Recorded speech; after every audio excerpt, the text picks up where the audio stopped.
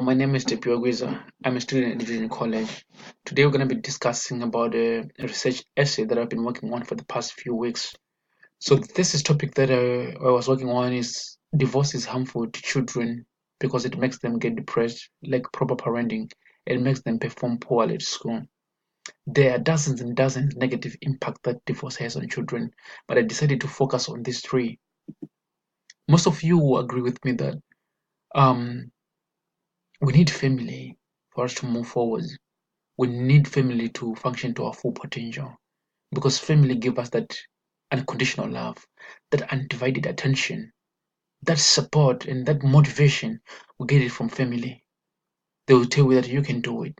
No matter what, you can do it. We're here for you. Despite the remarkable role a family has on children or any other member, there's the worst enemy, which is called divorce. I know a lot of people might argue a lot when it comes to divorce, the impact of divorce on children. But let's talk about depression. You know, a family create a strong bond between children and parents, and when that bond is broken, children they become sad. There are a lot of undesirable feelings that comes. They're disappointed. Some they even regret. You know, and the mixture of those undesirable feelings will lead to stress. And since um, divorce is something that is permanent, it means that those feelings will always hound the children. They will always get stress, which is called chronic stress. And according to studies that were done, chronic stress is the leading cause of depression. So it is very important to know that children they go through a lot of depression when their parents decide to break up. So another thing is academic performance.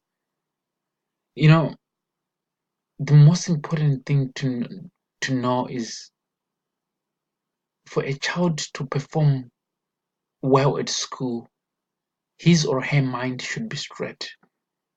His or her mind should not be carrying some burdens that are not necessary. It is difficult for a brain to function to its full potential when it is having stress. So most of children that have divorced parents, they're likely um, to perform poorly at school. Last but not least, poor parenting style. We both need a mother and father figures because we know that a mother has a role to play on her children, and a father also has a role to play on his children. But now they're divorced, they're no longer living together. Who is going to fill those shoes? A mother cannot play a father figure. That is impossible.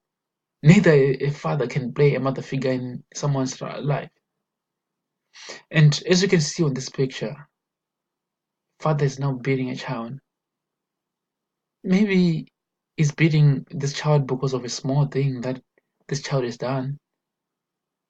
The reason is he's now displacing his disappointment of that is due to divorce on the innocent child.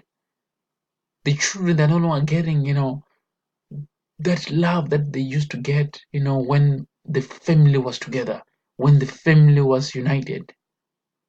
So it is very important for us to consider the well-being of our children before we decide to end things. I know sometimes it's difficult to to live with someone that you no longer love, but sometimes you can put your ego aside and you can work on your weaknesses just because you're considering the well-being of your children. So I believe this presentation have given you in light. I know it was not in depth, but I believe that you get that divorce is so harmful to children. Thank you so much for listening.